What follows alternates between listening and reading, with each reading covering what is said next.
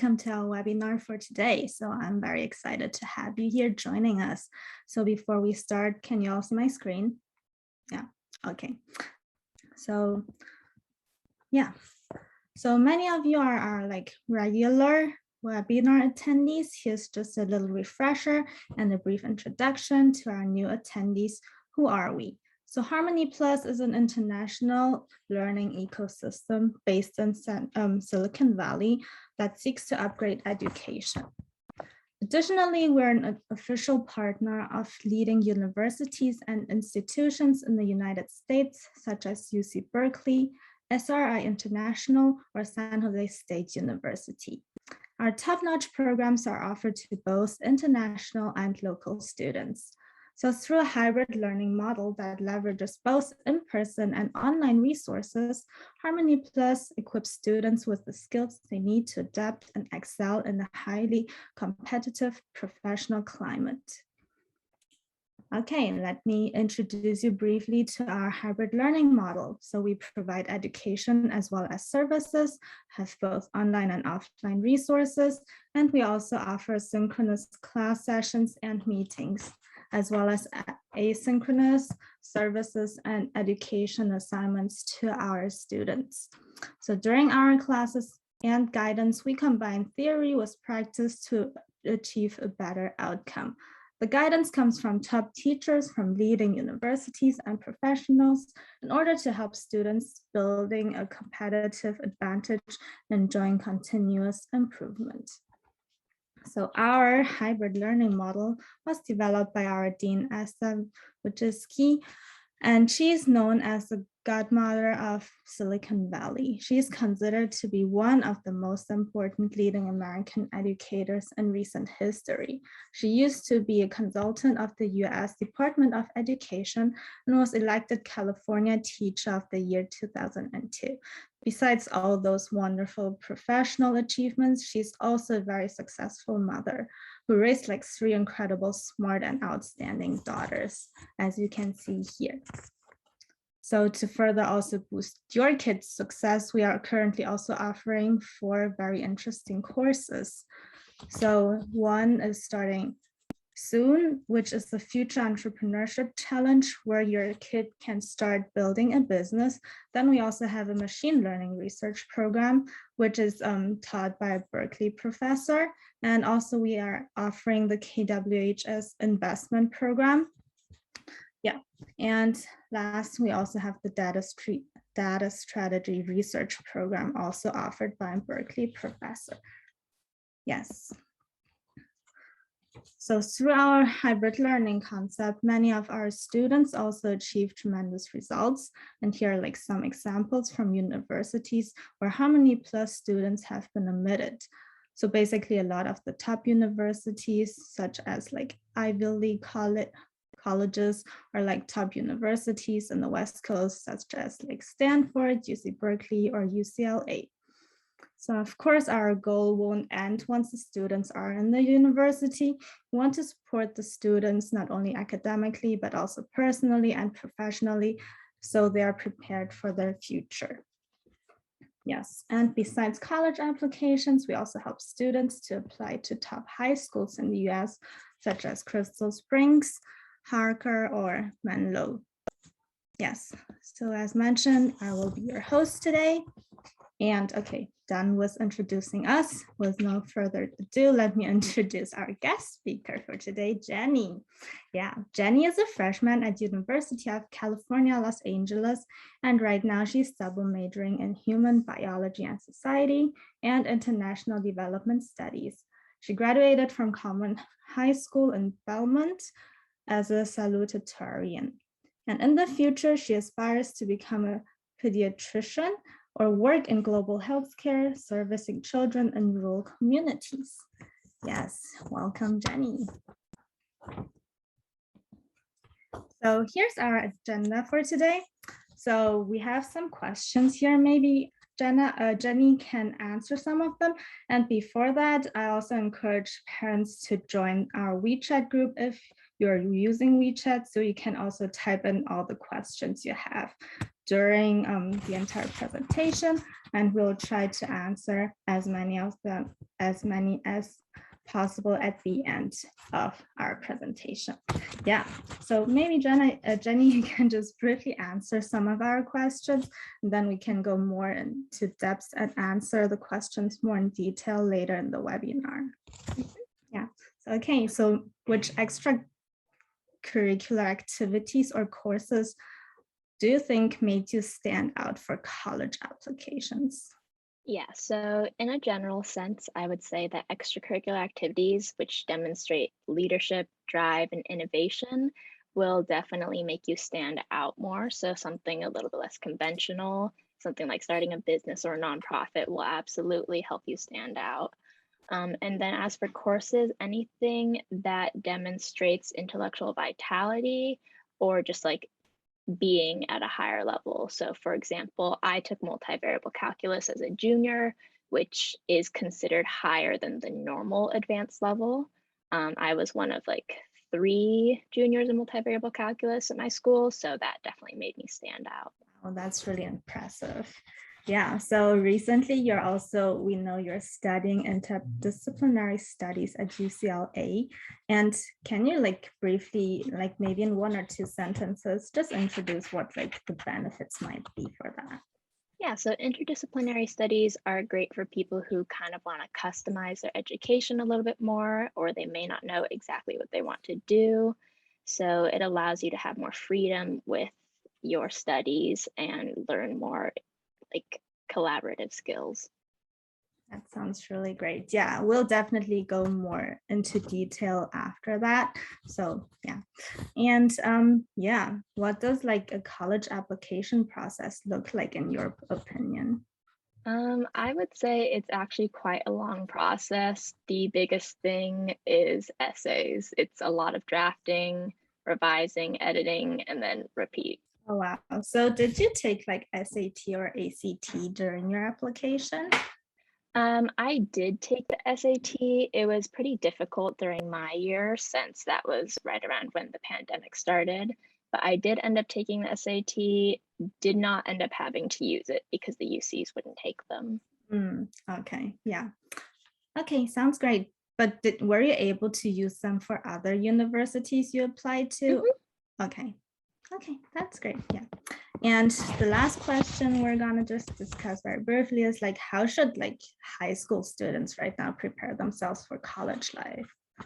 I would say definitely just working on yourself as an individual and a student. Now is definitely the time to start exploring your passions early. Like, obviously, college is the pivotal time for that, but it's never too early to start. Build self-confidence, be more independent, and also start gearing yourself up for more of like a self-study, college study habit routine, just because in college it is a lot more self-guided. Oh yeah, sounds very good. Yeah, hopefully the students can start developing the skills as soon as possible. Okay, so more information just in general about college applications. Here you can see like a table that documents the different levels of importance of factors in admission decisions. Well, the table is actually from 2017, but I think it's still very important. So rank number 1 is like GPA, obviously, and like followed by grades in college prep courses and strengths of curriculum. And like another very important factor here, which parents are often concerned about, are like the extracurricular activities we just mentioned, right? So they appear like not very outstanding, or they don't really stand out in the table for somehow reason, but we still all know it's very important, and we still also always encourage students to participate in as many extracurricular activities as possible, right? So yeah, of course, also those which matches their interests. So yeah, because you are really in the process or just have gone through the process. So what do you think? Is that table very accurate? Do you agree with it? And how would you rank the factors based on your experiences?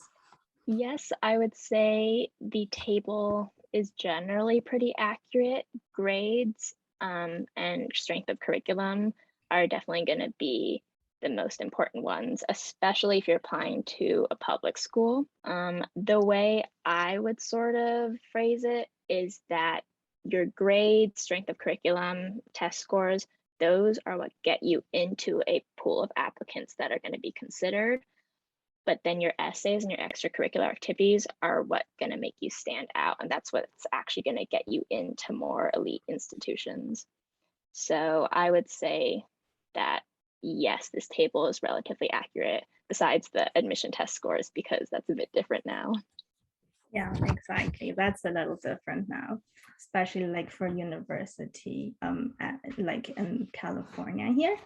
Many don't need them or require them anymore. Yeah. Like speaking of extracurricular activities, we also like have many opportunities, right? So here I've listed some of the most common ones, such as like participating in a student government, like or academic teams or clubs, having some internships and doing some volunteer work and community service. Yeah, I know, Jenny, your like resume is like super impressive and you were super active in participating in all those extracurricular activities. So yeah, could you share with us like what you did in the past and what were like the most outstanding and memorable ones you had? Yeah, of course. So yeah, like you said, I did actually end up doing many extracurricular activities. Honestly, I'm just a very indecisive person. I like to get involved. So I just kept on doing a lot of them. I ended up having too many for the UC application. I would say the most valuable extracurricular activities, the ones that I valued the most, would be, one of them is that I started my own club at my school.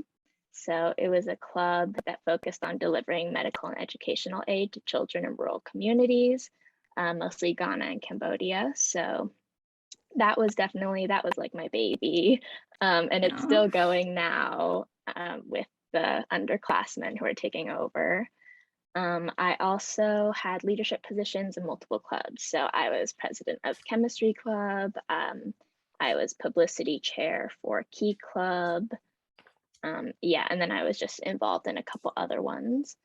The other one I would say is a program called Amigos International. That one was very important for, I'd say, both my application, but also for my personal development. Basically, I went through sort of a 7-month-long training program, and then I went to Costa Rica for a month, where I taught lessons in Spanish about water sustainability to children at the local community. The local primary school in my community. And then I worked on a smaller project with the community. And that one was really great because I learned a lot about volunteerism and like sustainable volunteerism, which especially now in college, I feel like having that knowledge really does make a very big difference. Other than that, I did sports. I played volleyball for 4 years in high school, a little bit outside of high school. I did a bit of assistant coaching for the boys volleyball team. I had some research experience and an internship, along with some other various volunteering activities like at the animal shelter. And yeah. Wow, this is super impressive. Really respect. That's impressive how you were able to manage your time. So yeah, just follow up maybe one question about the club you established. Like how long did the entire process take to like having the idea and then really start the club until it was starting like having some outcomes?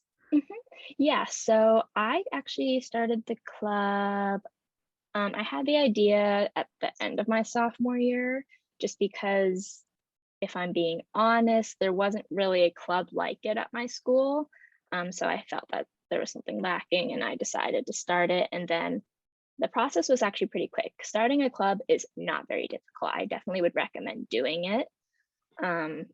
Yeah, it's just once the school year started, it started right away. Like clubs fair happened a weekend, and then we got all our members and we just kind of got going. Wow, that's really impressive. Nice.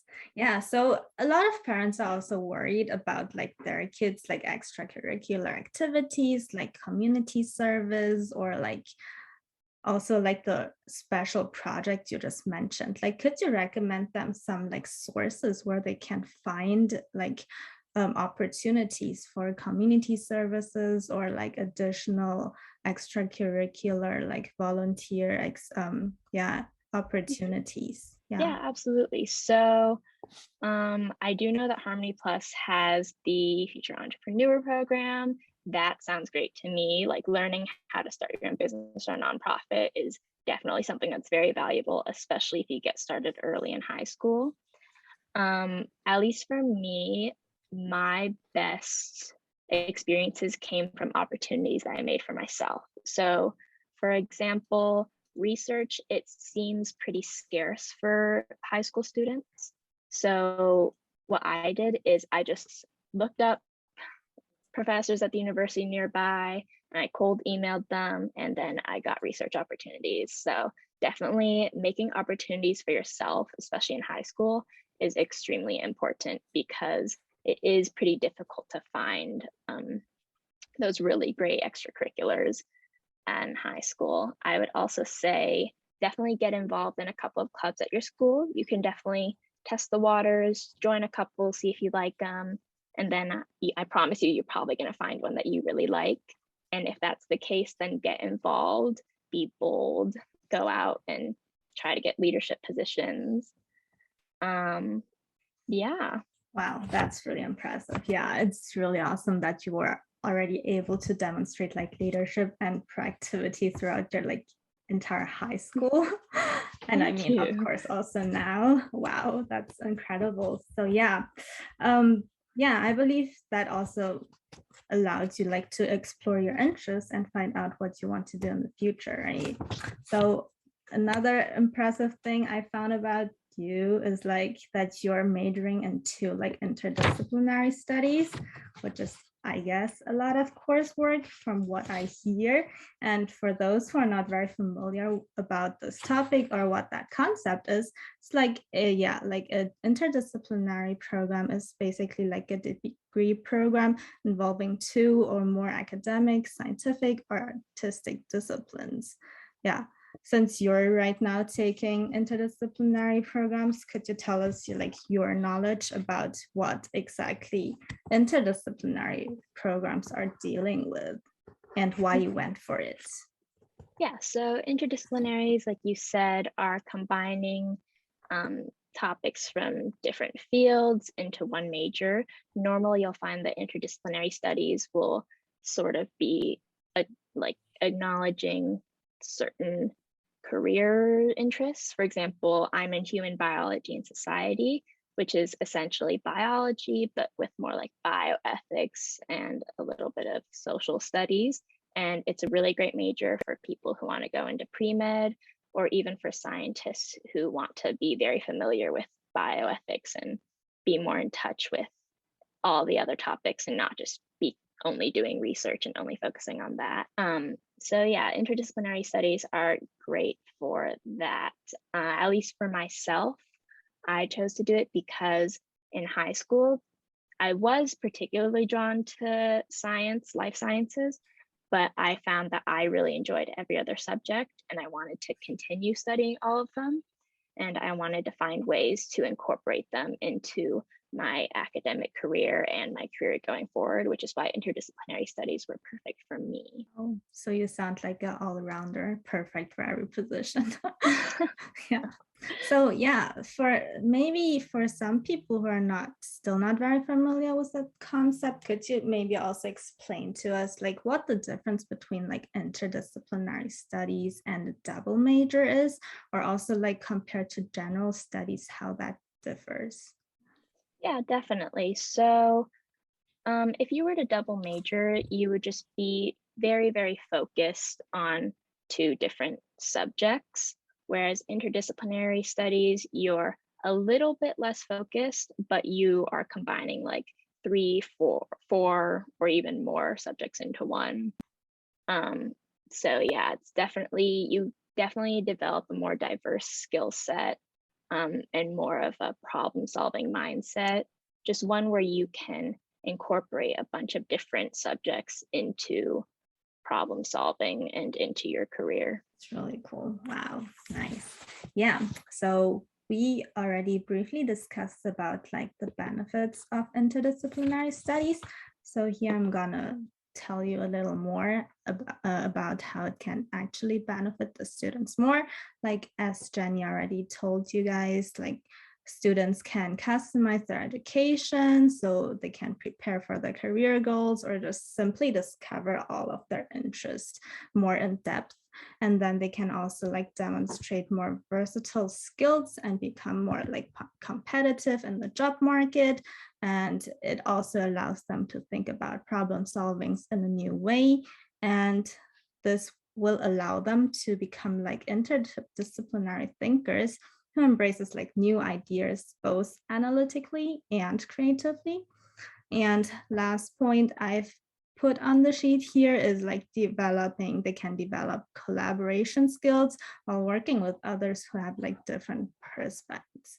Like, would you agree with those benefits and would you add some more to it, or is that Yes, the main I would point? definitely agree with those benefits. I would also add that at least my parents were a little bit worried about my interdisciplinary major at first because they also weren't very familiar with it.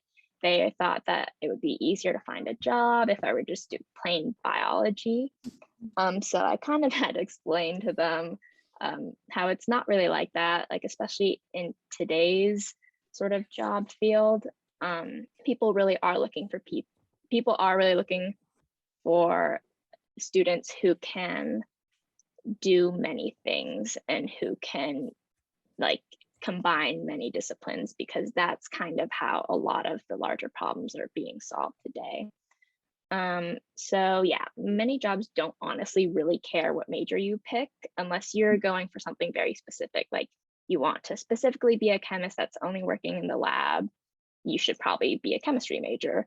But if you're not really sure what you want to do, or there's something you want to do that can combine a bunch of different fields, then an interdisciplinary major is definitely for you.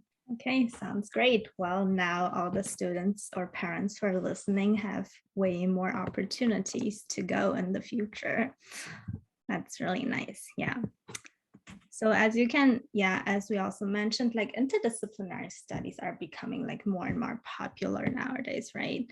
So many schools are also offering this opportunity now just to let students explore what they're exactly interested in and how to combine their interests. And some examples I've listed here are like MIT, Duke, Stanford, Yale, NYU, and then UC Berkeley, and of course UCLA. Yeah. And here I've put an example of those interdisciplinary programs which Stanford is offering. So there is a huge list from where the students can basically choose from what they want to study, combine their interests, and just browse through new areas where they can just simply explore whether it's their field or whether they want to go in that direction or just see how it goes in the future. Yeah, so actually a lot of schools are now providing this opportunity, and like the versatile skills Jenny just mentioned is becoming like more and more valuable. So going this route is actually also a very good opportunity. Yeah. Maybe, yeah, here is like UCLA. It's now ranked like number 20 in all the national universities. Wow, top school. Well, respect to Jenny. And then it's also ranked like 19 for best schools for multi or interdisciplinary studies majors, which is like ranked number 6 in California. And it's also ranked like number 12 for most popular bachelor's degree colleges for multi or interdisciplinary studies. Yeah, so Jenny, could you tell us a little more about, do you know whether there are other interdisciplinary studies at UCLA? Yes, I know that there definitely are. I can't name them off the top of my head, but there definitely are quite a few. Oh, that's great. Yeah. And also you shared with me that you were like admitted by like UC Berkeley. And I saw like UC Berkeley also has like interdisciplinary like programs, right? So why did you go for UCLA?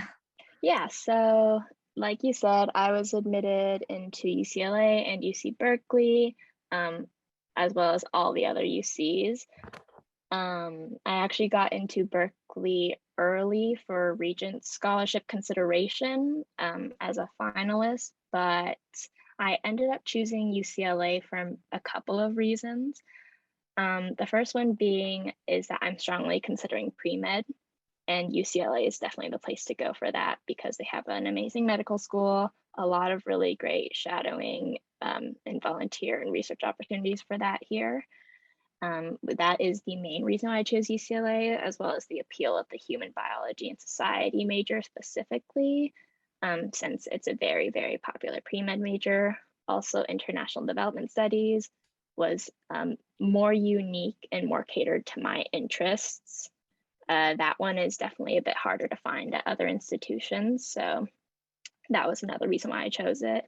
And then probably the biggest part was honestly just student life at UCLA, especially this year, based off of what I'm hearing, is very great at UCLA. The food is amazing. And at least I am the type of person who I work best when I am physically and mentally healthy. So UCLA is definitely the place for me. Oh, wow, that's really nice. Yeah, that's great. Great opportunities also at UCLA. So although many people think that UC Berkeley is somehow higher ranked, but I think UCLA is definitely also a good opportunity for students to discover their own interest and just to study. Yeah, nice. So yeah, back to some advices for high school students maybe who will like apply to colleges sooner or later. Like prior, as you mentioned, the admission test scores were like a considerable part of the admission, but yeah, thanks to the pandemic, many colleges announced that yeah, they won't be considered anymore, right? So since that's not under consideration anymore, so other factors have gained a bigger weight, so students can stand out more among their peers, such as like having more extracurricular activities. And another very important part is like taking subject test scores such as AP or AP classes. Yeah. And yeah, so in general, AP classes, short for advanced placement classes, like are like entry-level college courses offered as high school classes, and there are like 38 different AP exams offered globally, such as biology, chemistry, history, or languages. And usually for Ivy League universities or top 20 schools in the United States, like a good target is between like 8 to 12 AP courses throughout the entire high school year. So Jenny, I'm pretty sure you also took a lot of those AP classes during your high school. So yeah, could you just simply share some of your experiences? Yeah, definitely. So I took 13 APs during my high school career. And it sounds like a lot, but it honestly was very manageable for me. It just required a good amount of time management and just being interested. I would say taking an AP course that you're not interested in is very difficult. Um, Honestly, the reason why I took so many was less because I wanted to be competitive in college admissions, but more because I thought that I'd be bored if I didn't take them, if that makes sense. Like I wanted to learn a lot in high school. And so that really interested me. Yeah, and in terms of how it's benefiting me now, it did fulfill quite a few of my credits. I don't have to take pretty much any math during college. It fulfilled one of my writing courses, so I only have to take one of them. And then, at least for UCLA, some of them don't transfer directly as courses, they just transfer as like credits. But it definitely is helpful. And it also makes your college classes easier. So right now, like I took AP Biology and AP Chemistry. I still am going to take like the introductory life sciences course because it's a requirement for my major, but it's, as of right now, it's very easy because I've learned it all before. Wow. Yeah. So you're super prepared actually for your college life. So since when did you start like taking your AP courses, like already entering high school or at later stages? Yeah, so my high school, as well as many other high schools, have a lot of rules surrounding how many APs you can take at certain grade levels. For example, freshman year, we weren't allowed to take any APs. Sophomore year, we could only take like two of them, being like AP European history. And then actually, that might have been it. But I was able to take another one because I was a year ahead of math. So I took AP calculus my sophomore year. And then it kind of honestly all just piles up once you get to junior and senior year. So junior, I took, I don't know, I think it was 5. And senior year, I took like completely all APs. Oh, wow. Yeah, so it definitely builds really fast. Yeah. So just be prepared for that. Oh, yeah, for sure. Yeah. And some parents might also be interested, like, is it possible, like, getting into UCLA or other schools without any AP exams? Um, yes, I mean, it definitely depends what high school you go to. For example, my best friend who goes to Berkeley, her roommate, she only took 3 AP exams during her high school career. But she also went to a high school that didn't offer quite as many. If you do go to a very competitive high school and you don't want to take AP exams, another great option that I wish I took advantage of, and I wish I knew about it earlier, was taking community college courses, because community college courses are probably going to be easier. It's a little bit less of a time commitment. They're pretty much, I'm pretty sure they're completely free because high schools often offer a lot of programs for that. They're more transferable if you go to a UC, so you will probably be more likely to get credit for them. And then the other thing is they have more diverse course options.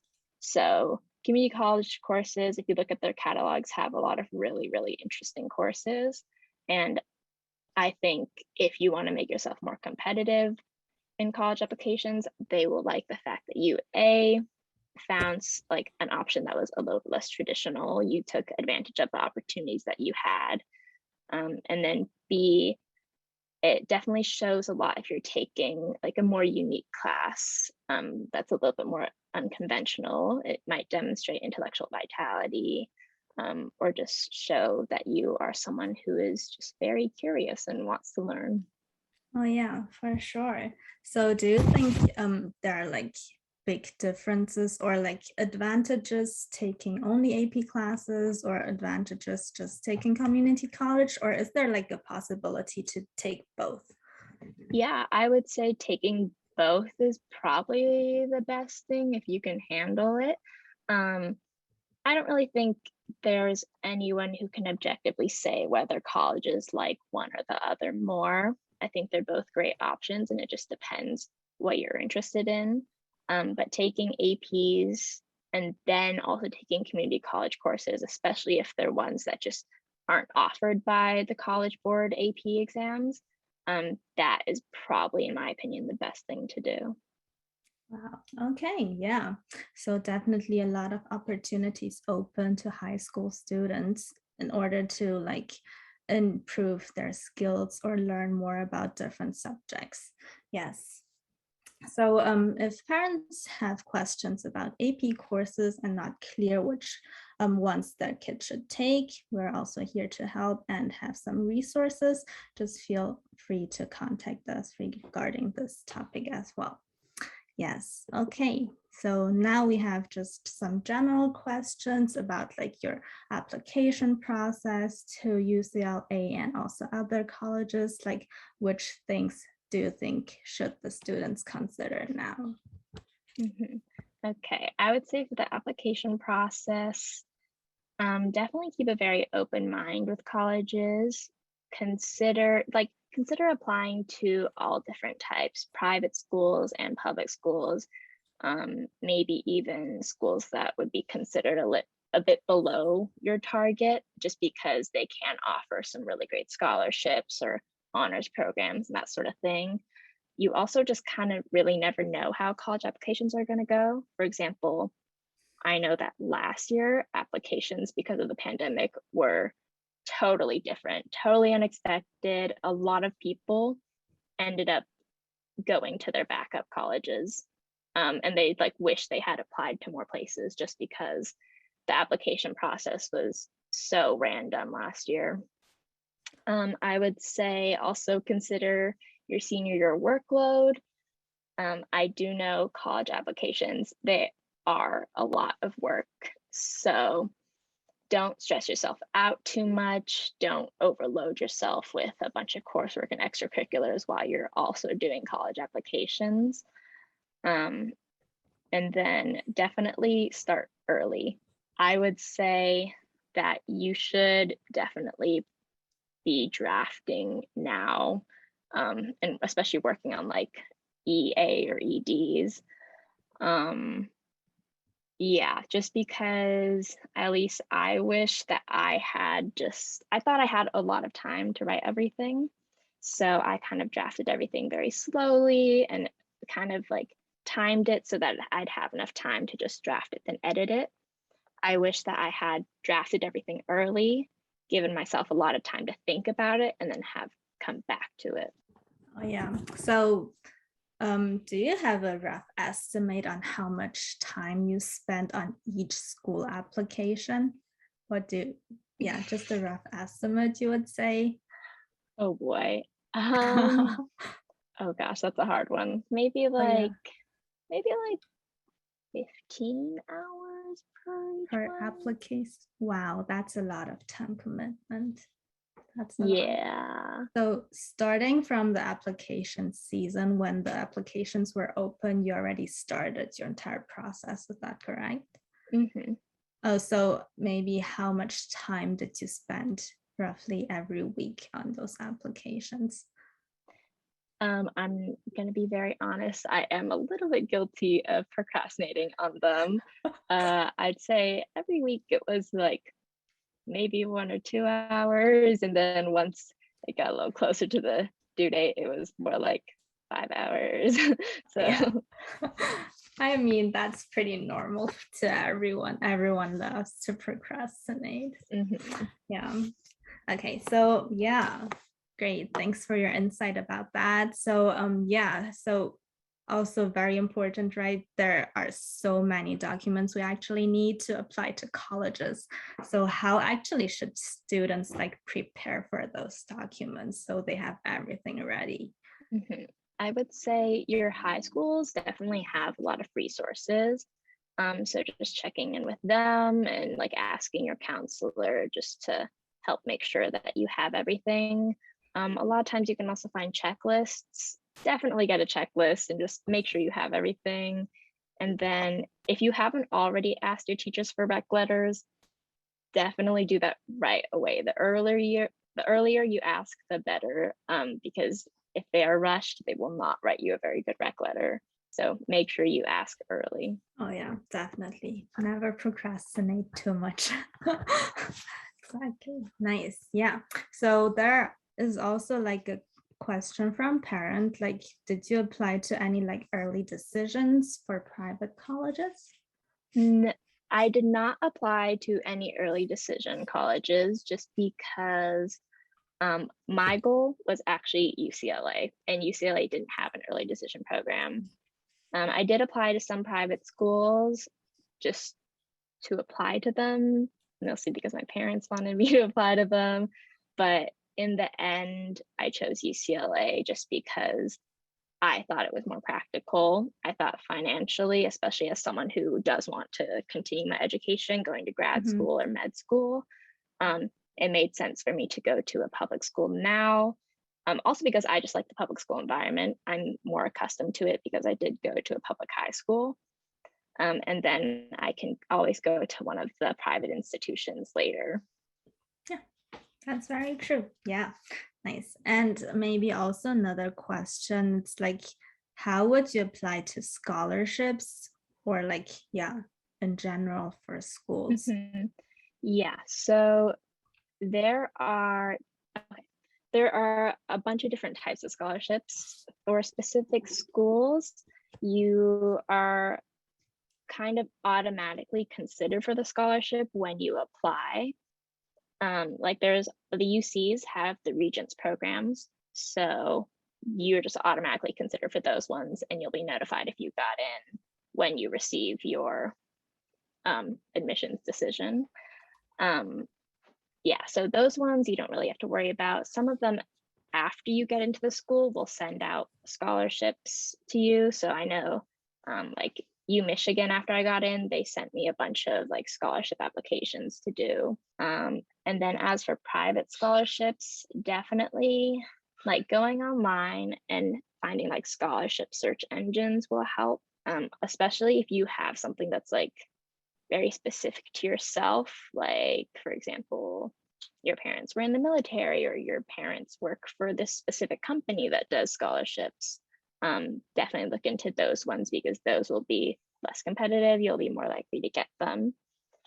Also, local scholarships. Your schools, your high schools will probably have like a database that comes out a little bit later in the year, around January or so, with local scholarships, and those ones are definitely the easiest and best ones to do.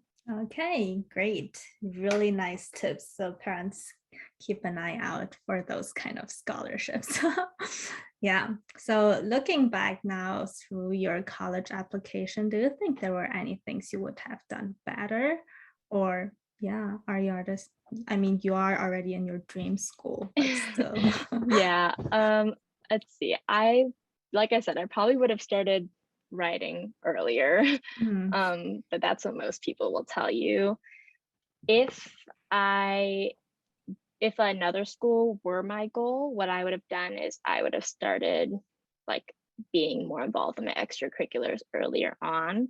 I honestly did not have that many extracurriculars in my freshman year specifically, because I was very involved with volleyball at the time, and extracurriculars just weren't really on my mind. So I was just in a couple clubs, and then I did volleyball. That was it. I think I could have made myself a much more competitive applicant if I had started everything earlier on. If I wanted to make myself a more competitive applicant, I also would have done competitions. So like math competitions, computer science ones, even maybe art competitions. That will definitely make you stand out. Okay, wow. Yeah, so taking part in competitions is also like a point to consider when boosting your resume for sure. Yeah, okay, great. Thanks for your insights so far for the application process.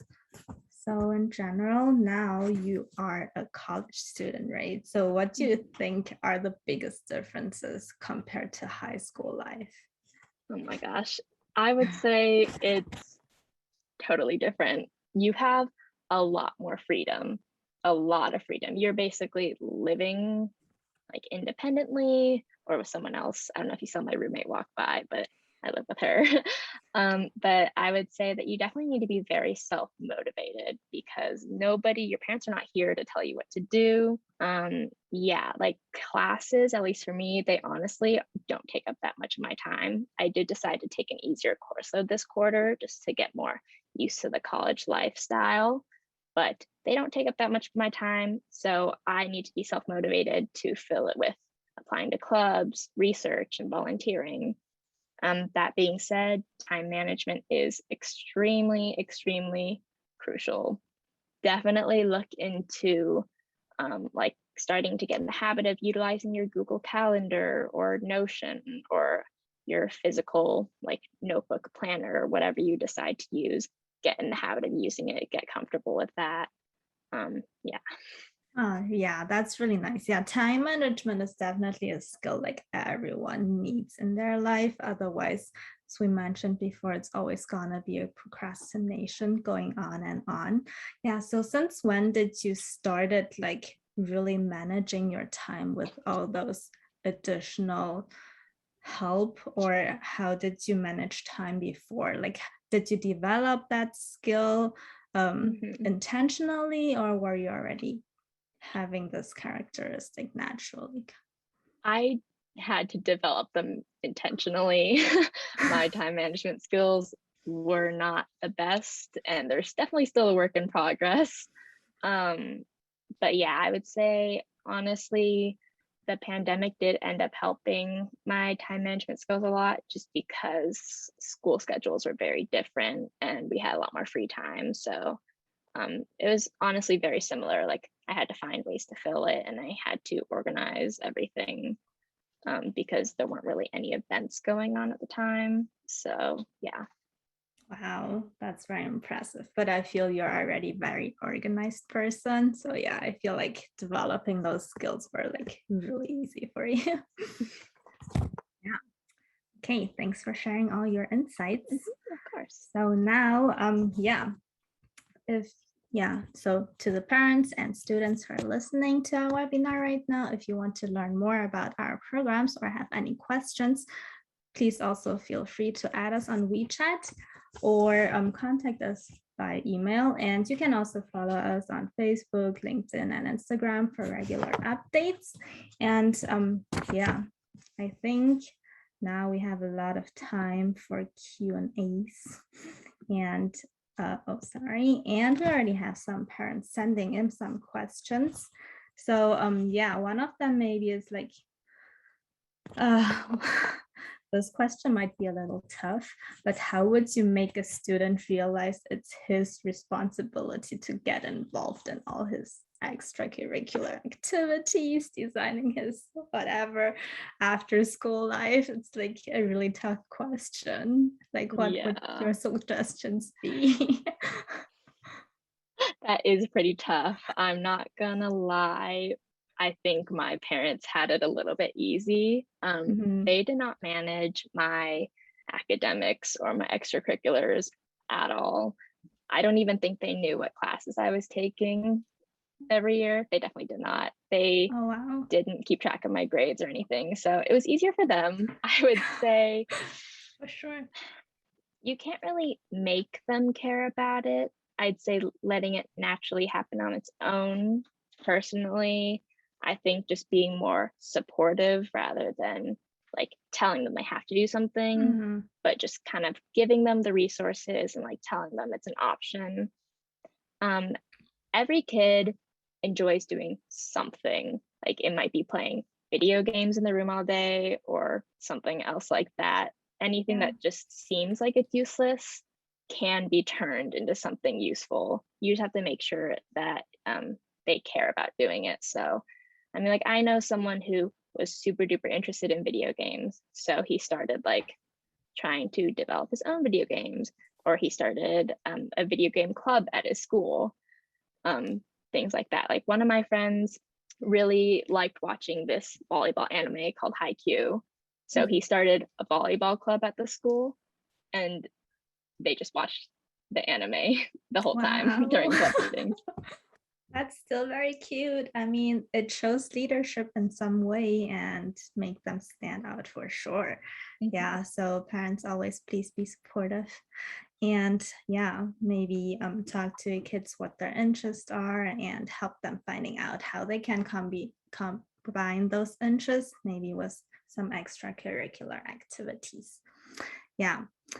So there's like more specialized questions, like what are the hardest classes you took at Common? Do you have like any recommendations for 10th and 11th graders? Um, is it specific to Karma or just high school in general? I think it's specific to Carmel, but you're also free to share specific Okay, to yeah. high school. It's definitely different at every high school. Like there are every high school will have like those notorious classes with that one teacher who's super difficult. and then they'll have like the easier APs.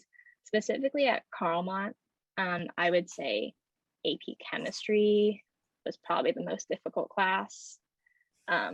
Yes, just because it was a little bit like, it was a lot of problem solving involved, and there was a lot of self-motivation involved because the teacher didn't have any required homework. You just kind of had to choose to do all the practice problems on your own, that sort of thing. AP Englishes, AP Language and AP Literature were definitely the most difficult ones. AP Literature at Carlmont specifically, huge, like so much work.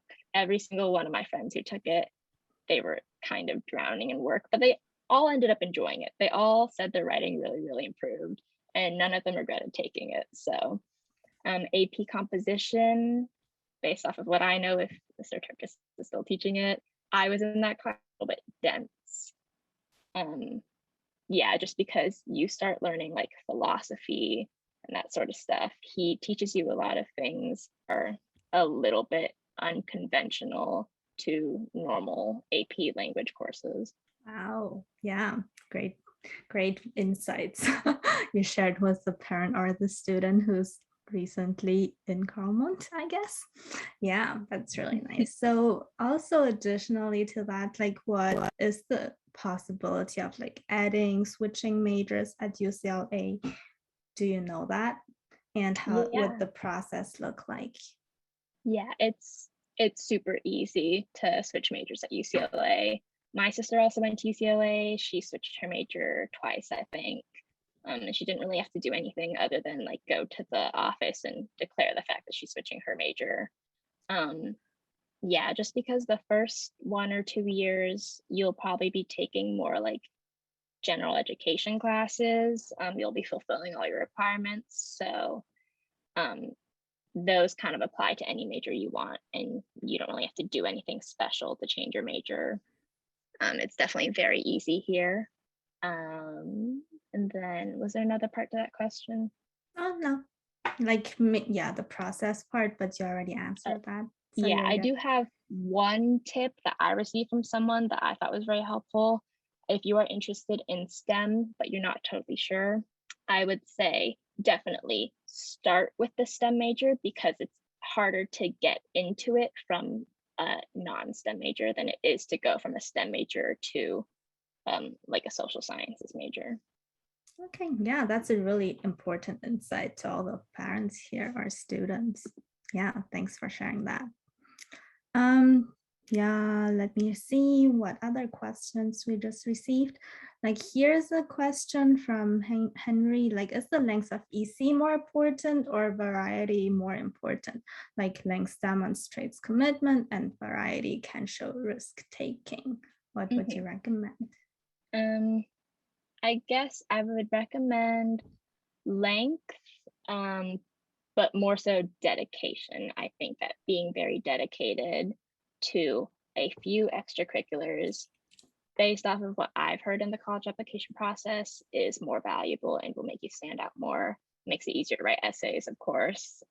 So yeah, I would say putting a lot of energy into a couple is probably more important. I ended up doing so many just because I enjoyed all of them and I wanted to do all of them, but I definitely could have made myself a more competitive applicant by focusing on a couple of them, honing in and making them really extremely impressive. Yeah, nice. Okay, so yeah, that parent or student, here you have the very valuable advice from Jenny. And then there's another question like, hi, Jennifer, could you provide any suggestions about how to prepare for SAT? Definitely. So it definitely depends on the student. Some students will need like instruction, like they'll have to take SAT courses just because they might just need a little extra help, a little bit of extra explaining, maybe extra motivation to actually do the studying. So for some people, those are very helpful. I didn't take any and I did quite well. I would recommend, my favorite book that I would recommend would be the Black Book. Yeah, I'd say that one was the most helpful. Put it in the chat so all the parents will see it. All right. Nice. Yeah, so another question is like, if you take classes in the community college, should you take the AP test for that class? No, you do not need to take the AP test for that class. So it's basically just taking that course, getting the credits, and then you already have the proof that you took that class. Is that correct? Yes. Okay, yeah, nice. And maybe we'll hurry up the last 3 questions, maybe. Like, if a student is not good at any sports, will that hurt you the chance of being admitted to top schools? No, it will not. There are plenty of students at top schools that don't play sports and have never played sports. It is definitely not to your disadvantage if you just are not naturally good at them. Yeah, exactly. Like Jenny just provided us so many possibilities on how you can like stand out during like school applications. So yeah, joining actual classes like AP classes or clubs or doing volunteer work will also definitely help you stand out for sure. Yeah. And now the last question is like, my school does not provide any AP or IB courses. So is it a disadvantage for me for getting into high school ranked universities like UCLA, being an Indian? It's a very specific question. No, I don't think it's a disadvantage at all. The colleges, when they're looking at your application, they receive a rundown on what high school you're from and like what AP courses that are offered there. So it's not to your disadvantage if you didn't take any APs simply because they didn't offer them. I do think that it's actually a great opportunity to demonstrate some initiative and take community college courses and say like, oh, it's because my school doesn't offer any AP courses. You could also, if you are feeling extremely motivated, you could self-study for AP courses and find a place to take them yourself. I think that would definitely demonstrate some initiative. But yeah, it's definitely not to your disadvantage. Okay, nice. Yeah, I feel like because of the pandemic, a lot of schools are also like offering AP courses online.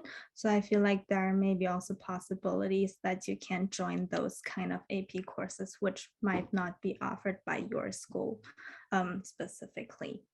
Yeah. Yeah, okay, I think it's time now to end those Q&A sessions.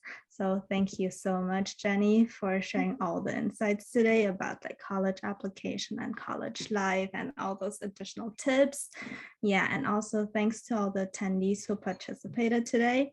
So we really appreciate you being here and hope to see you soon again in some of our next webinars. So yeah, have a great evening. Thank you. Thank you.